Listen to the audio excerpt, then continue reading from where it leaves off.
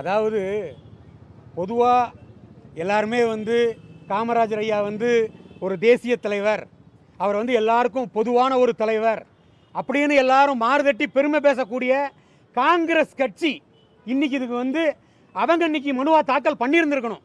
ஆனால் அவங்க ஆளுங்கட்சி கூட கூட்டணியில் இருக்காங்கிறதுனால இது போன்ற படமே அவர்கள் சார்ந்து இருக்கக்கூடிய நிறுவனங்கள்லாம் இயக்குது, தயாரிக்கிறாங்க, விநியோகம் பண்ணுறாங்கங்கிறதுனால படத்துறை சார்ந்து இருக்கக்கூடியதுக்கு முக்கிய கவனத்தை செலுத்த மாட்டேங்கிறாங்க.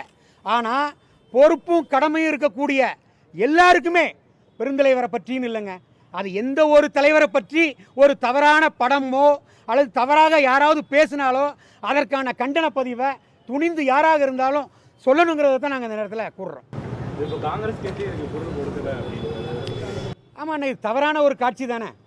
ஆட்டுக்குட்டியை முத்துராமலிங்க தேவரையா வாங்கி கொடுத்து தான். அதாவதுங்க, காமராஜர் ஐயா ஒரு எளிமையின் சிகரமாக வாழ்ந்தார். காமராஜர் ஐயா ஏழை கிடையாது. காமராஜர் ஐயா பிறக்கும்போது ஏழையாக பிறந்தாருன்னு யாரும் சொல்லலை. அவருடைய ஆட்சி ஏழைகளுக்கு உதவும் வகையிலையும் பாமரனும் படிக்கும் வகையிலையும் எல்லாரும் நல்லா இருக்கணும்னு நினச்சி தான் ஆட்சியை கொடுத்தாரு. ஐயாவோட வாழ்ந்து மறைந்த வீடு, விருதுநகரில் இருக்கக்கூடிய வீடு எல்லாருக்கும் தெரியும். அது அப்போவே எந்த மாதிரியான ஒரு மாடி வீடு அப்படின்னு சொல்லி முத்துராமலிங்க தேவரையா ஆட்டுக்குட்டி வாங்கி கொடுத்து தான் ஐயா பெருந்தலைவர் காமராஜர் அரசியலில் நிற்கணும் அப்படிங்கிற அவசியமும் கிடையாது. இன்னொன்று, பெருந்தலைவர் காமராஜர் ஐயா அவர்கள் ஒரு மாநில தலைவர். பசுமன் முத்துராமலிங்க தேவர் ஐயா அந்த முதுகுளத்தூர் தொகுதி தலைவர், ஒரு வட்டார தலைவர். அப்போ ஒரு வட்டார தலைவர் ஒரு மாநில தலைவருக்கு ஒரு ஆட்டுக்குட்டியை வாங்கி கொடுத்து அதுக்கு ரசீது போட்டார் அப்படின்னா அன்றைய ஊடகங்களோ பத்திரிகை செய்திகளோ அரசு ஆவணங்களோ கண்டிப்பாக இருந்திருக்கும். அதை கொடுங்கன்னு தான் கேட்குறோம். ஏன் பொய்யா சொல்கிறீங்க? அதே போல் அந்த படத்தில் ஐயாவோட அம்மா கிட்ட போய் முத்துராமலிங்க தேவர் ஐயா போய் பேசுகிற மாதிரியும் அந்த அம்மா, ஐயாவோட அம்மா என்ன சொல்கிறாங்கன்னா, எனக்கு ஒரு பொட்டை பிள்ளை இருக்குது, நான் கட்டி கொடுக்கணும்ல ஐயா, இந்த வீடை வச்சு தானே நான் பிள்ளையை கட்டி கொடுக்கணும்னு சொல்கிறாங்க. 1907 பெருந்தலைவர் ஐயா காமராஜர் அவர்களுடைய சகோதரி பிறந்திருக்காங்க. அன்றைய காலகட்டங்களில் 15 வயசு 14 வயசு 16 வயசு 17 வயசுலலாம் திருமணங்கள் நடந்திருக்கு. அப்படி பார்த்தா நாங்கள் விசாரித்து வரையில் 18 வயதுக்குள்ள பெருந்தலைவர் ஐயா அவர்களோட சகோதரிக்கு திருமணம் ஆயிடுச்சு. ஆனால் 1936 37 காலகட்டத்தில் உள்ள அந்த தேர்தலுக்கு தான் இந்த ஆட்டுக்குட்டியை நாங்கள் பரிசாக கொடுத்து அதுக்கு ரசீது வாங்கணும்னு சொல்கிறாங்க. அப்போ ஒரு 37 38 வயசு வரைக்கும் காமராஜர் ஐயாவோட சகோதரி திருமணம் ஆகாமல் இருந்தாங்களா? ஏன் இந்த கட்டுக்கதை? உங்களோட வியாபார யுக்திக்காக ஒரு இல்லாத பொல்லாத காட்சியை, அதுவும் ஒரு முன்னாள் முதல்வரை, ஒரு நாட்டுக்காகவே நாட்டு மக்களுக்காகவே ஒரு வாழ்ந்து மறைந்த அப்பேற்பட்ட தலைவரோட பேரை கெடுக்கக்கூடிய வகையில் ஏன் சினிமாவில் தப்பாக காமிக்கிறீங்கிறது தான் எங்களோட ஆதங்கம். என்னங்கண்ணே? இல்லைங்கண்ணா, அதாவது ஒரு திரைப்படமாக எடுக்கக்கூடியதோட வழி என்னங்கிறது எங்களுக்கும் தெரியும்.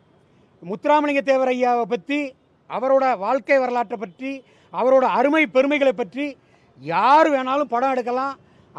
அவர்களுக்கு நாங்கள் உண்மையிலே அந்த மரியாதையை நாங்கள் கொடுக்குறோம். சேர்த்துருக்கோம். சென்சார் போர்டு இப்போ தமிழக அரசுக்கு நீதியரசர்கள் கேட்டிருக்காங்க. ஒரு வார காலம் கொடுத்துருக்காங்க. எங்ககிட்ட அவங்க கேட்டதே, மாண்புமிகு நீதியரசர்கள் கேட்டது, படத்தை இப்போ உடனடியாக நாங்கள் தடை செய்யணுமான்னு தான் கேட்டாங்க. இருந்தாலும் எங்களுக்கு முத்துராமலிங்க தேவர் ஐயாவோட வாழ்க்கை வரலாற்றை அவங்க படமாக சொல்கிறதுல எங்களுக்கு எந்த ஆட்சேபனையும் இல்லை. அதில் கட்டுக்கதைகளையும் பெருந்தலைவர் ஐயா காமராஜரை பற்றிய பொய்யான கதைகளையும் உடனடியாக நீக்கணும். அப்படி இல்லைன்னா அதற்கான தடையை கண்டிப்பாக மாண்புமிகு நீதியரசர்களே வழங்குவாங்கன்னு. பொதுவாக ஒரு தலைவரோட வாழ்க்கை வரலாறு எடுக்கும்போது பொதுவாக உண்மை விஷயங்கள் இருக்கும், நிறைய விஷயங்களில் முன்னெடுத்துருப்பாங்க. இந்த மாதிரியான ஒரு பெருந்தலைவர் வாழ்க்கை வரலாறு படமாக எடுக்கும்போது அவங்க படக்குழுவினர் சார்ந்த என்ன சொல்லியிருக்காங்க, எதை அடிப்படையில் இந்த கதையை சொல்லி அண்ணன், அந்த படத்தோட நடிகர் முத்துராமலிங்க தேவர் ஐயாவா நடித்த அந்த நடிகர் ஒரு பத்திரிகையாளர் சந்திப்பு வைக்கிறாரு. அந்த பத்திரிகையாளர் சந்திப்பில் அவர் என்ன சொல்கிறார் அப்படின்னா, இது ஒரு ஜாதிய படம் கிடையாது, இது ஒரு ஜாதிய படம் கிடையாது, இது தலைவர்களோட வரலாற்று படம். காமராஜர் ஐயாவை பற்றி இருக்குது, பெருந்தலைவர் ஐயாவோட நம்ம பசுமன் முத்துராமலிங்க தேவர் ஐயாவை பற்றிலாம் இருக்குதுன்னு சொல்கிறாங்க.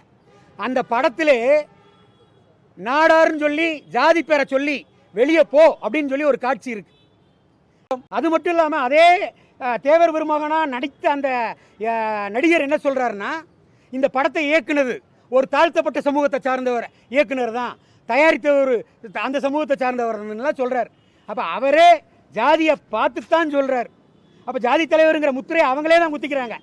எங்களை பொறுத்த மட்டும் எந்த தலைவராக இருந்தாலும் சரி, வாழ்ந்து மறைந்த தலைவர்களை பற்றி உண்மை சம்பவங்களை நீங்கள் கதையாவோ திரைப்படமாவோ புத்தகமாவோ நீங்கள் வெளியிடுங்க. நாங்கள் எந்த ஆட்சேபனையும் இல்லை. இல்லாத கட்டுக்கதைகளை நாங்கள் உயிருள்ள வரை கண்டிப்பாக நாங்கள் எதிர்ப்போம். வரக்கூடிய சட்டமன்ற தேர்தலில் நீங்கள் போட்டியிடுவீங்க? ஆமாண்ணே, 2026 சட்டமன்ற தேர்தலில் ஆலங்குளம் தொகுதியில் மீண்டும் அரியநடர் போட்டி போடுறேன்.